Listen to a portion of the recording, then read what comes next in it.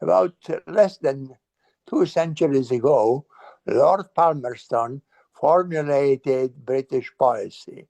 And it is said in the following words England has no permanent enemies, has no permanent friends. It has interest. Now, of course, this is true throughout the history, uh, and it is true, unfortunately, even today, which is extremely selfish and doesn't serve anything.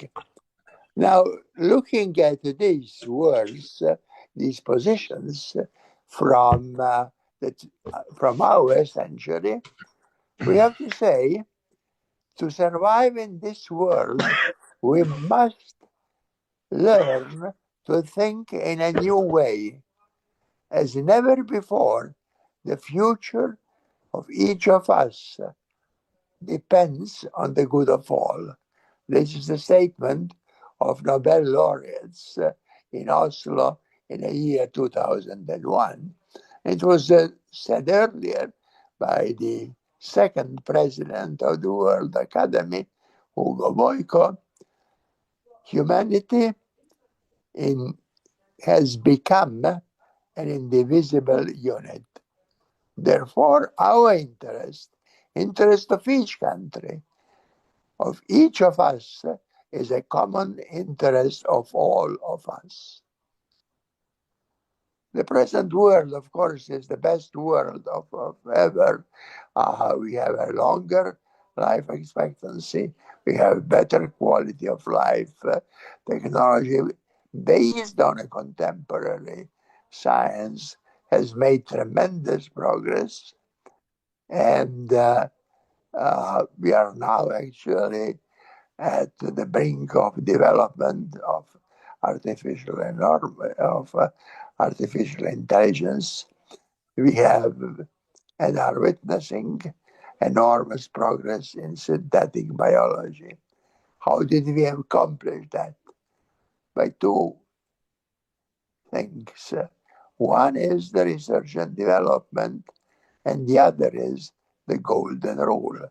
The golden rule is the following statement: love each other as they love you.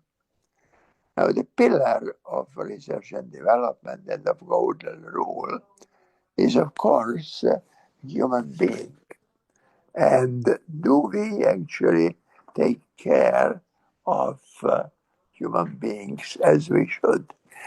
It implies, first, natural capital, and second, human capital. Unfortunately, our economy kills. Human beings are considered consumer goods to be used and discarded. This was said by Pope Francis in 2013. Though this is the best world ever, it is self-destructing. And it is self-destructing in various ways. By destroying our economic life. And just to prove this, let me tell some numbers. During the World War II, there were 60 millions. World War I was 20 millions. Hunger through the 20th century resulted in over 400 million deaths. It means we have to change our economic and political paradigms, and we have to eliminate war now and forever. Now, changing our economic and political paradigm is an enormously difficult task, but it is the duty of our scientists to find ways how to formulate the new paradigm, and it is the duty of all of us, the duty of politicians, to implement that. The second threat, we said, are wars. Who are responsible for wars? First are those that produce and disseminate weapons.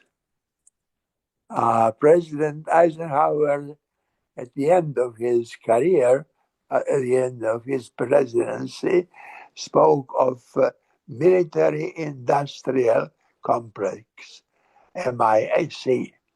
And second reason is a reason of existence of selfish, criminal, incompetent politicians that the only thing they want is to keep in power and nothing else.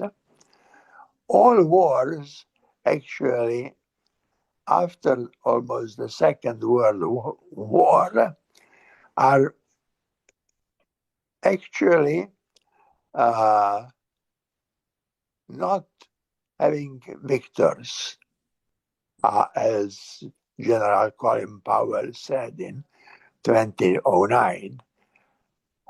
Permanent Security Council members are responsible to end the present war, which we are now going through, the war in Ukraine, Russia, the war in Middle East, the war in Africa.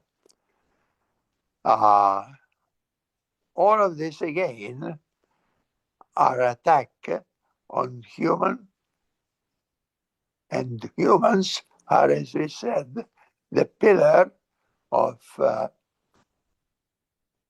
our progress, and this is extremely important. Of course, humankind is composed of several countries, 200 of them. There are close to 7,000 different languages, about 5,000 cultures. And it is important that we keep all of that because diversity is essential for the progress of humankind. So we do not want to put all of that under the same rule, but have this diversity, which is essential. And it might be actually useful to think there at the experience of religions. There is Roman Catholic Church, and there are about, I believe, 10 Greek Catholic churches, Alexandria, Antioch, and so on. And yet, though different, they are united and they are under the same basic rule. So now we can come back to the question of the golden rule, which, as we said, formulates that it is essential that we love each other as they love us. There is some conditional in that, and we would like to actually have this without conditional. After all, Fratelli Tutti, as wrote in the encyclica of Pope Francis. But more than what is said in all of these documents is actually what is said in, I believe, one of the last Gospel of St. John, which concludes with the words, "Love one another as I love you." And these words were again included in many aspects of our culture, specifically Dostoevsky used them to conclude his famous novel Resurrection. Thank you very much.